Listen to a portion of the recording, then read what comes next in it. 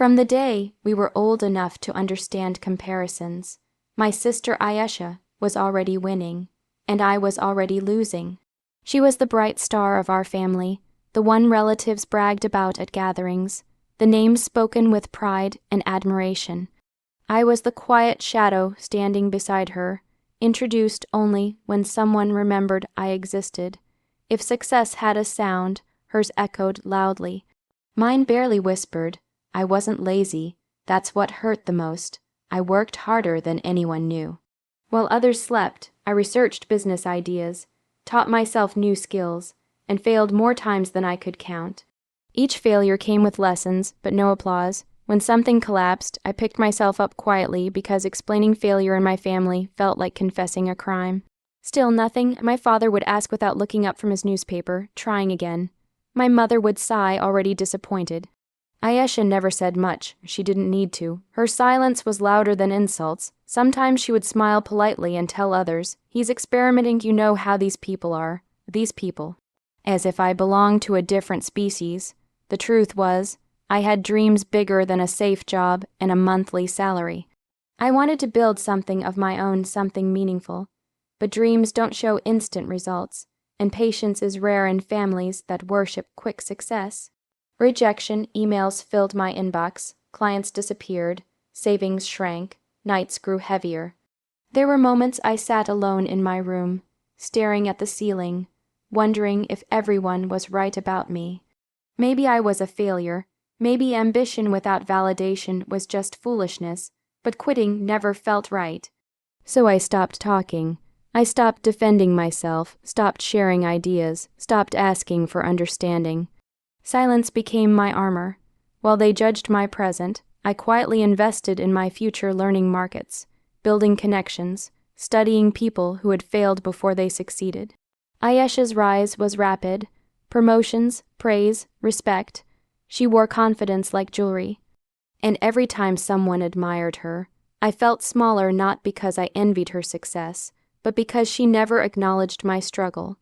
When her wedding invitation arrived, golden letters shining proudly, I stared at it for a long time.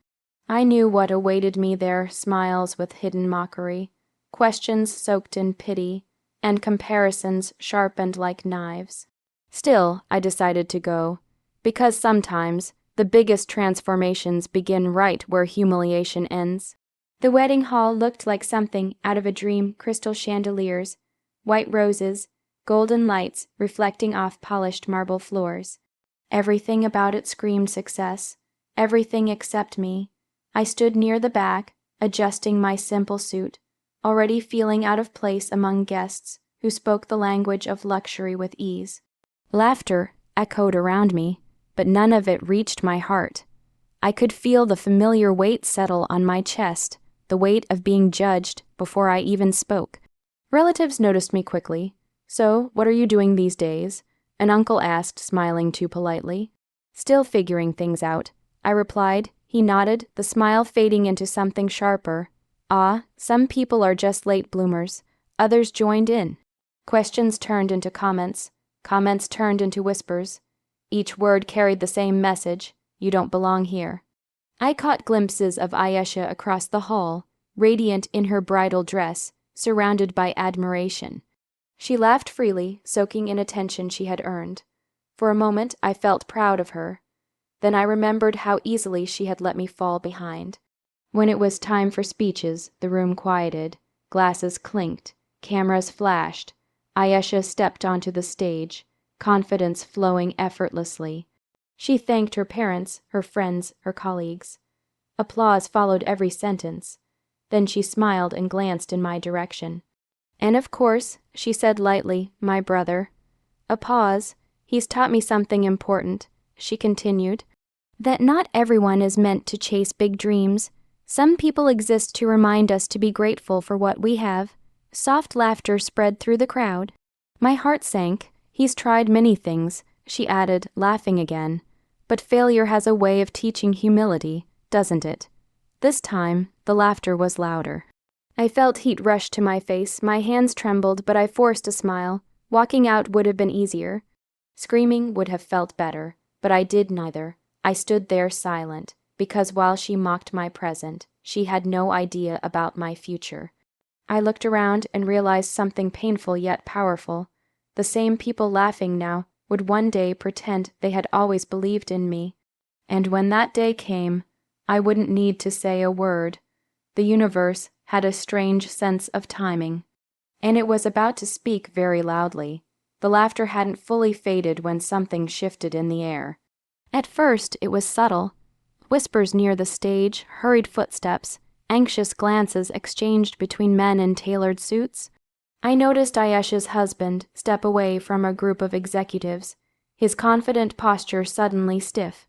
He checked his phone again and again, his face draining of color. I knew that look. It was the look of someone standing at the edge of losing everything.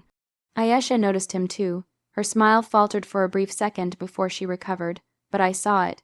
Years of being ignored had trained me to observe what others missed. He leaned close and whispered something in her ear. "The investor," he said quietly, "he's calling, right now." Her breath caught.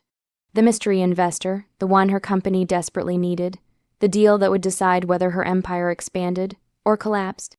I had heard her boast about it before, speaking as if success were already guaranteed. The music lowered. Conversations died down. Curiosity spread like electricity through the hall. Ayesha answered the call, forcing composure into her voice. "Good evening, sir. We're honored you could call today." Silence followed, then her expression changed. Confusion crept in, replacing confidence, her brows furrowed. She glanced around nervously, as if searching for answers in the crowd. I'm not sure I understand," she said softly, a pause. Her hands began to shake. "Yes," she whispered. "We're at the wedding." Another pause longer this time. Her eyes widened. Slowly, unwillingly, they turned toward me. The phone slipped from her hand and landed on the stage, the speaker still on. A calm voice filled the room.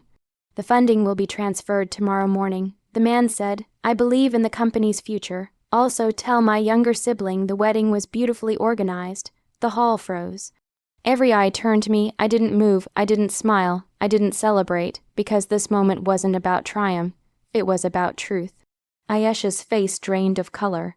Tears welled in her eyes, breaking through layers of makeup and pride. "You," she whispered, barely audible. I stepped forward slowly, my footsteps echoing louder than applause ever could.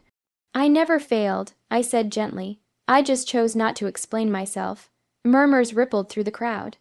The same people who laughed earlier now stared in disbelief, struggling to rewrite their opinions in real time.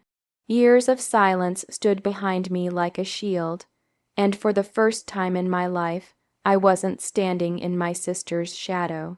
She was standing in mine. The hall remained silent, as if everyone was waiting for me to decide how cruel this moment would become.